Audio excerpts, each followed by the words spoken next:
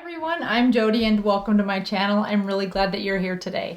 So if you are new, welcome. If you are a returning subscriber, thank you. We are gonna have some fun today looking at new makeup. So I did some spring cleaning out of my makeup drawer and yeah, it was good to sort of purge some stuff, but then you go, oh, well, I must replace this empty space with something. So I started doing some shopping, and because I can sort of justify it in my own head as it's for my job so that I can share it with all of you, it somehow became a little easier to go do that, even though I probably didn't need to do it, but I'm here for you guys. I took one for the team. All right, so if you are interested in looking at some new makeup finds that I can stand behind and recommend, then stay tuned. We're gonna get right to it. So first up is a new concealer from Dior, and this is their Backstage Concealer. It comes in 22 shades and dries down to more of a radiant finish. Now, I have it in 3C and it is a little too dark for me, so I am going to return it, but I'm going to return it for a lighter color. You guys, when I tell you that this concealer is magic, I have to say it's pretty darn close to magic.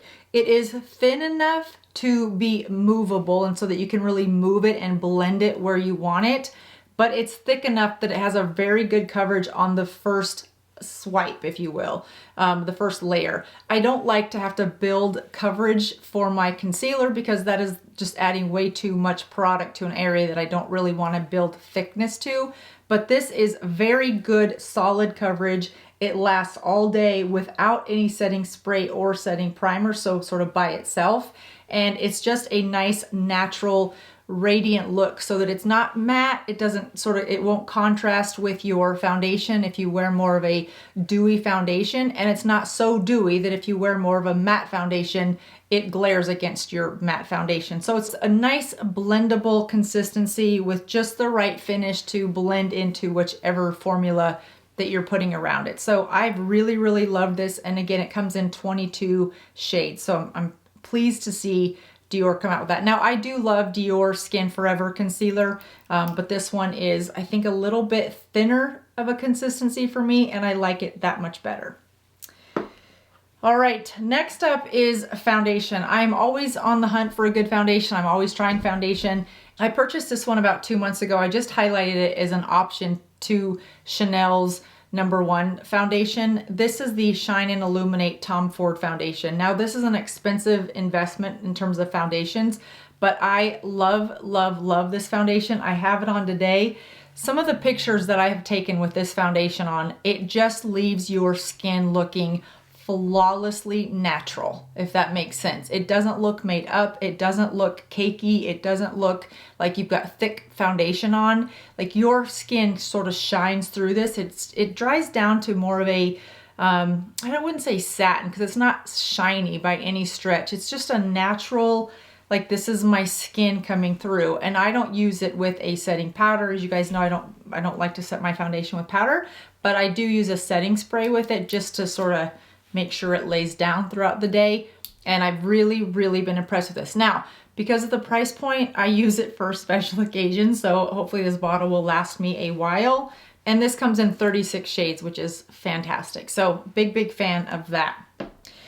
All right, next I highlighted this on a video recently where if you have a matte foundation and you love the foundation, but you want to add some shine to it, then Chanel has this new Fluid Deluminator. They speak in, everything's in French, but it's gorgeous French. If I could speak French, I'd make it sound much more beautiful. But it is a very nice iridescent type serum that you can add either to your tinted moisturizer, just to your skin by itself if you have skin that you don't want covered up and you just want a nice healthy glow. You can see it looks really pretty. I just add a drop or two onto my kabuki brush with my matte or semi-matte foundation, and this just gives it that nice sort of glow from within, dewy look without breaking apart or separating the foundation. So I've really enjoyed that, just so that I can get more wear into the spring and summer with my existing matte foundation, but still look current and not matte. So I've really enjoyed that.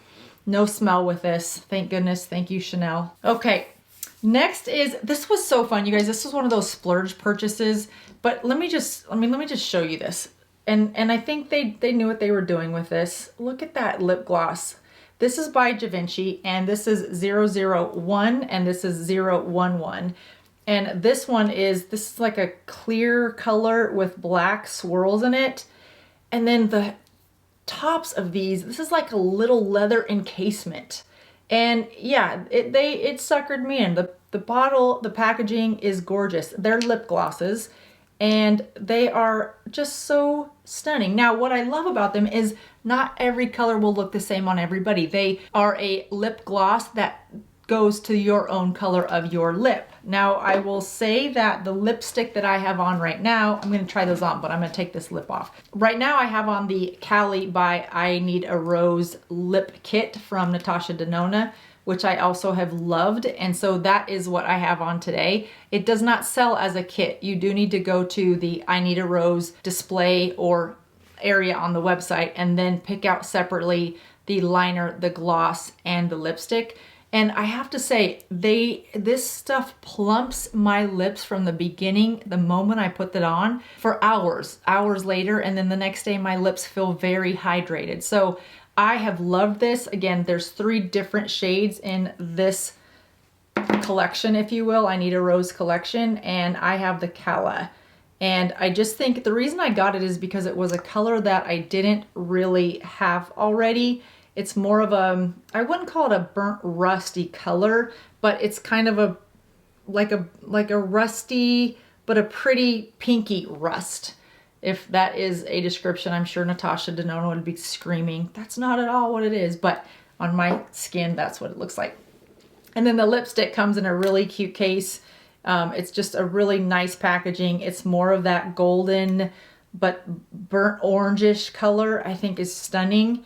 And then there is the lipstick in, again, Cali. And then the lip liner is the same, and that's what I have on today. So it's just really, really pretty. And the reason I jumped to that one, I should have done that one first, because now I'm gonna take it off and put on these DaVinci lip glosses, because I just think they're just, you guys, if you guys could see this top, it's in like leather. Not just are they cool, they do have hydrating properties in them. So I didn't just buy them because they were really pretty, but that's what caught my eye, is because they were really pretty. But how cool is that to know that if, you know, someone else bought it, they're not gonna have the same color lips as you. They're gonna have, it's gonna work with their own pigmentation in their skin. So in addition to these 2, there are 4 others. So there's a total of 4 that are available, and they work with your own body's pH, which I just think is so cool. So let me make sure I'm not supposed to shake it or something. It's hydrating, has a radiant finish. It also has vitamin C and hyaluronic acid. It's a liquid formula. It's considered a lip balm, and it is plumping, and it is free of parabens. So it will look very different on every person. So I think that is awesome.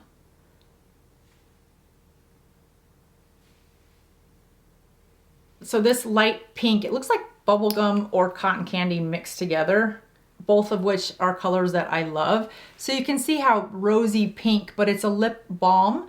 Again, has hyaluronic acid in it. That's just gonna nurture my lips, but still have color. Like, that is awesome. I'm super excited about these, and they're so pretty. So yes, they suckered me in, but I'm glad I bought them. So that's what that pink one looks like.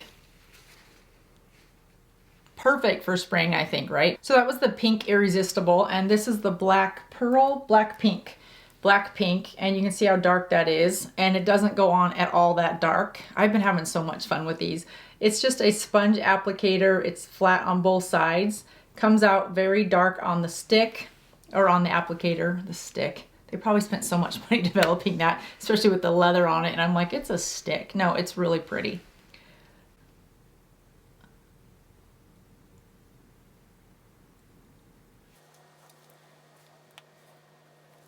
And that one goes on just a little bit darker, but still hydrating and plumping, and a gloss.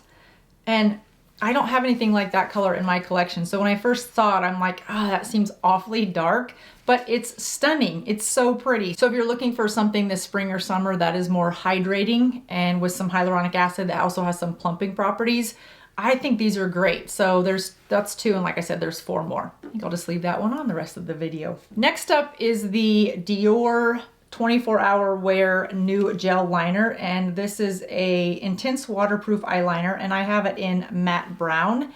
And as you know, I usually wear the Always Sharp by Smashbox, and I just saw this and thought, well, let me try it. I've been so, you know, loyal to that Smashbox one. Let me try and see what else is out there, and I've loved it. It's what I have on today. It's the one that I wear in most of my videos. What I find different from this than that Smashbox one is this lasts all day. I can shoot a video in the morning and have worn this, and by the end of the day, I still have that rich, dark color. It hasn't faded. There's no sort of I don't want to say gaps, but you know that sometimes they can start to sort of spread apart and look thinner in some areas. This one does not do that. On one side, it has this rubber tip, which I have not used yet. I don't usually use those. I just feel like rubber on my more mature skin is like just gonna be like a tire on really dry pavement. Just not a good idea. But what I love about this is it has a sharp point. Now, what I will tell you is that to take that off, you have to pull it. I was twisting it for far too long in a day going, why isn't this working? Because I actually thought that it was supposed to come out through, like I thought it was a twist and come out through that hole. It doesn't. It just pops off. So then it's a nice sharp little edge, and it just glides on super, super easy. You can make really nice clean lines with it. And yeah, really been impressed with this, and it definitely is 24-hour wear.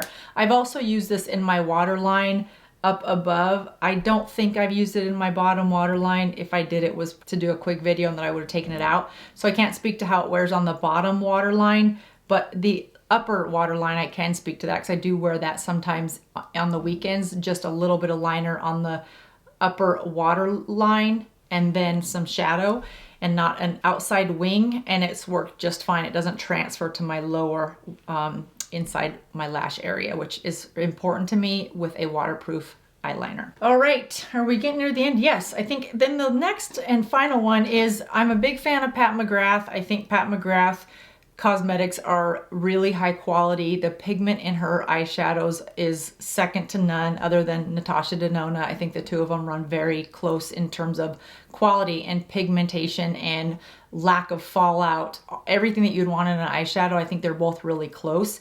But I did want to try something other than her eyeshadows, and I bought one of her lip liners, and this one is in Structure. And I've really loved this. It's a permagel, they call it. And I will leave that on for a second. The way it dries down is not drying at all. It dries down to a, not quite a matte. I'd say a semi-matte, because it's not a drying matte look to the lips. It does have a little bit of a gloss or a shine. I'd say it's a shine versus a gloss. And what I love about it is the staying power. So you saw I just put that on, and I'm pressing. You can see my skin's turning colors. It's not coming off. So the length of time that this can last, especially in a lip area, now my hands are dry, they're not wet, so it's not a true test, but what I can tell you is that this has lasted almost as long as this Natasha Denona one. It's hard for me to say that they're the same in wear, because with Natasha Denona's lip liners, I have partnered it with her gloss and her lipstick in the kit every time I've wore it. I have not wore this lip liner without that set, and I could. I mean, it's a beautiful color in itself. It's just a little bit more burgundy than the Pat McGrath. So they're pretty darn close. I think the Pat McGrath's a little bit more red, if you will, but they're really close. So if you're wanting to pick up just one, you can go either way. I think you'd be happy with each of them. They're both more of a gel. They're long lasting. They're moisturizing to the lips. I think you'd be happy with either. All right.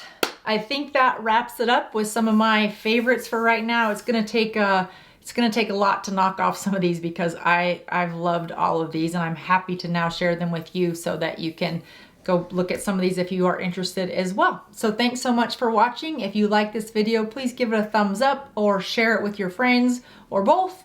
And I'd love for you to be a subscriber. Thanks so much, everyone. Have a good rest of your day. Bye-bye.